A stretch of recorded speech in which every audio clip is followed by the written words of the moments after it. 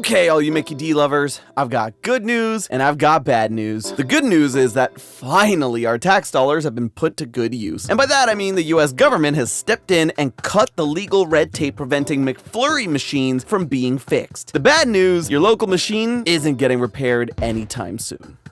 Hello Internet, welcome to Food Theory, the only channel that looks at a broken McFlurry machine and says, I can fix her. And technically, now I can. You see, these machines have a bit of a bad reputation of never working. There's even a whole website dedicated to tracking which ones are out of service. And let me tell you, some of these estimates are harrowing. Apparently, 1/3 of McFlurry machines are down in New York City at any given time. And nationally, 15% of McDonald's can't deliver on the sweet treat. There's a reason why these machines have become the butt of so many jokes and memes. In a previous episode, we've covered the extensive list of reasons why McDonald's is at keeping their machines running. But the long and short of it is that repairing a McFlurry maker is a legal and financial headache for store owners. Recently, however, the US Copyright Office opened a metaphorical bottle of aspirin for franchisees. And in theory, this should make it so that their machines are never broken for long. But while a never-ending, free-flowing supply of ice cream makes for amazing headlines, the truth, buried under the surface, is that nothing's really gonna change. Yeah, sorry to be the guy smacking your ice cream onto the floor, but the fight for the right to repair has only just begun. Real Hamburglar heads know that it's a gamble almost every time you want a Golden Arches' frozen treat. That's just the way it's been for decades. Even as a small fry myself, I learned early on to steel my nerves for disappointment in the likelihood that the soft serve machine was on the fritz. But to understand how society was conditioned into curbing our expectations of the reliability of the McDonald's ice cream machine, we have to go all the way back to the beginning. In 1956, Ray Kroc, the founding owner-operator of the McDonald's franchise business, made a handshake agreement with the Taylor Company to act as his exclusive milkshake machine supplier, and the two companies still honor that deal to this day. It's kind of honorable, in a way, if you completely and utterly ignore how the Taylor Company has used their contracts to put the freeze on McDonald's franchisees across America. Since at least the early 2000s, McDonald's has been using Taylor's C602 ice cream machine, which is infamous in the biz for its unreliability and dysfunction. An internal survey from 2000 conducted at McDonald's locations revealed that 25% of the 100 stores surveyed were not serving ice cream products due to faulty machinery. That is a huge red flag considering that McFlurries only went nationwide 2 years prior. So what happened? Well, basically, Taylor's machines have a multitude of dairy-laden pipes that are prone to bacterial contamination. To combat this, the machines have a self-cleaning feature that requires that the machine goes through a 4-hour heat cycle. During this cycle, the machine heats up to 151 degrees Fahrenheit for 30 minutes to kill any bacteria, and then cools down to 41 degrees Fahrenheit so that it can go back to chillin' ice cream. If anything goes wrong with this temperamental equipment during this time, let's say if it takes longer than 2 hours to go from blistering hot to exactly 41 degrees, then the machine will lock itself out. Once it's locked, there's basically nothing McDonald's employees can do. Sometimes they can get lucky and just restart the cycle, but most of the time, this means that the ice cream machine is just completely bricked until it can undergo human maintenance. In a sensible world, this would mean that a manager or owner would just open it up and do the repairs. But in a sensible world, Ryan Reynolds would also be my best friend. Sometimes the world we actually live in is just cruel and doesn't make sense. Point is, the hardworking angels who craft my morning McMuffins are not to blame here. The real culprit behind the out-of-order signs is actually Taylor, whose exclusive rights to operate in thousands of McDonald's across the country also includes the exclusive rights to fix the machines themselves. So when a Taylor machine spits out an unintelligible error code, only a certified Taylor technician is allowed to access, interpret, and diagnose it. And by the way, this can't even be bypassed in secret, because the key to repairing Taylor's machines is a literal digital key held exclusively by their technicians. So barring any store owners going sicko mode to loot an engineer's corpse, the only option is to request an expensive Taylor technician to travel out to your location. And with over 13,500 Mickey D's in the US, that translates to waiting in a long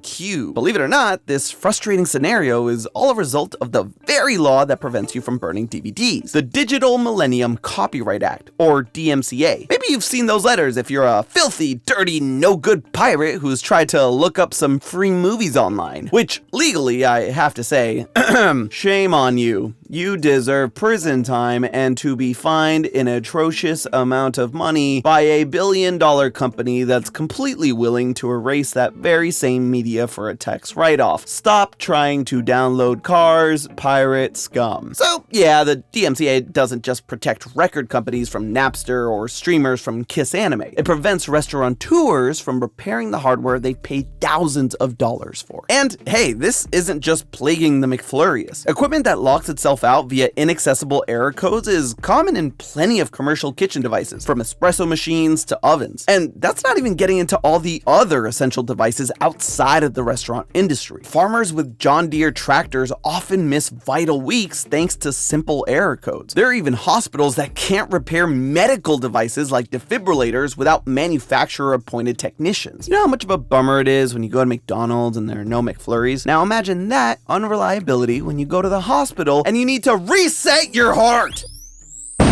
Once again, I should drive home. It's the piracy that's the problem with society. This is all thanks to Section 1201, a two-part law that made it illegal to bypass software locks known as technological protection measures, no matter how badly you're craving that grimace shake. Part 1 of the law states that no person shall circumvent a technological measure that effectively controls access to a work protected under this title, snore. Basically, if there's any sort of digital lock out there, even if it's a small piece of software for what is essentially just hardware, you are not allowed to crack it. The second part of Section 1201 makes it illegal to create and sell any device that would circumvent technological protection measures. This essentially means that you can't sell any McFlurry machine Game Sharks, which is a thing that actually did happen. In 2019, a dark horse entered McDonald land when a company called Kitch invented a way to connect to and interpret the Taylor C602's internal communications to provide franchise owners with clear data and analytics in the event of a breakdown. But this victory over the milkshake machine was,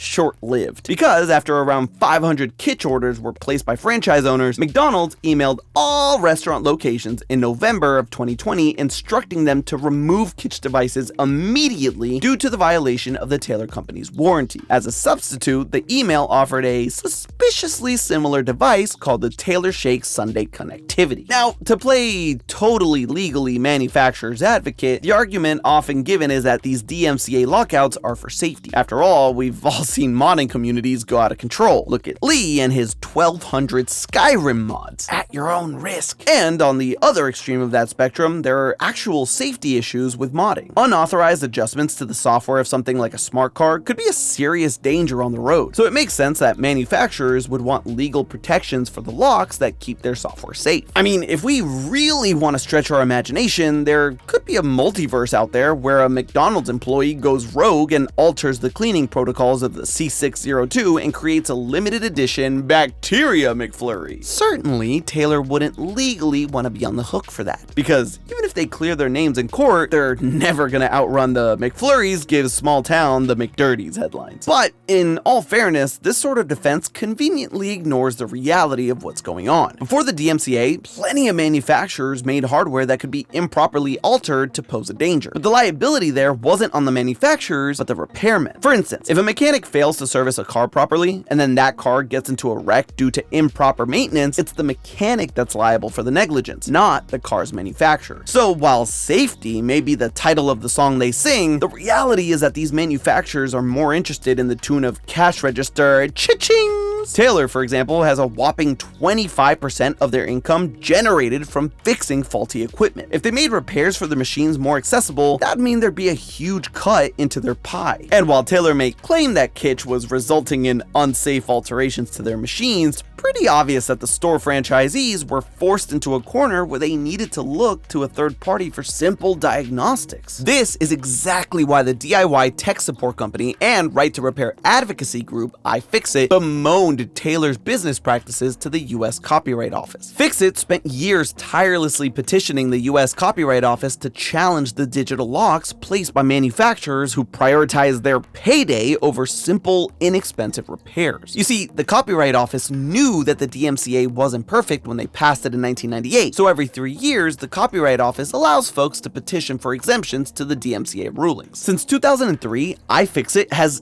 tirelessly focused on these sort of appeals, all in the name of right to repair. And also their own pockets, but still, they even worked on the first ever right to repair bill. And when it comes to DMCA, back in 2018, they petitioned the office and won an exemption for smartphones and home appliances. And 3 years later, they won exemptions for nearly all consumer equipment, medical devices, and vehicles. And finally, this year, it seems like they've done it again. This time, securing an exemption for the right to fix your own dang ice cream machine. According to the exemption, McDonald's ice cream machines and other retail-level food equipment can now be fixed in-house without a tailor technician gatekeeping your McFlurry. So this is great news, right? I mean, it sounds like the chances of satisfying our sweet cravings are about to go up about 15%, at least according to McBroken's tracker. But while this exemption is incredible progress for the right to repair, it only addresses half the battle. Don't get me wrong, we all owe iFixit a huge thank you, and this really does advance the cause in a positive way. But remember that pesky Part 2 of DMCA Section 1201? Yeah,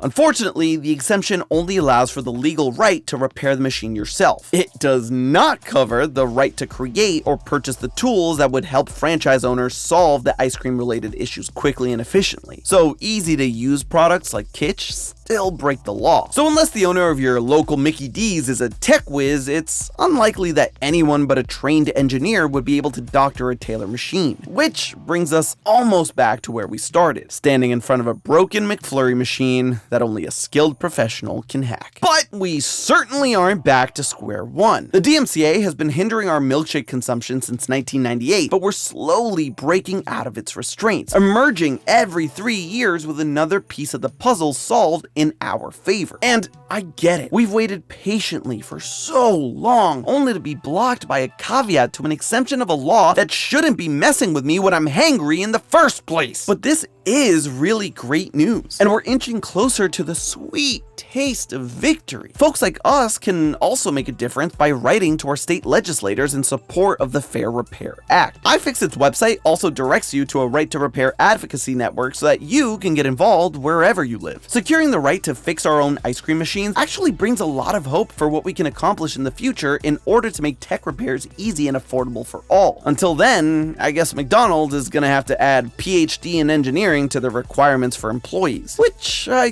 guess doesn't change much in this economy. But hey, that's just a theory. A food theory. Bon appetit.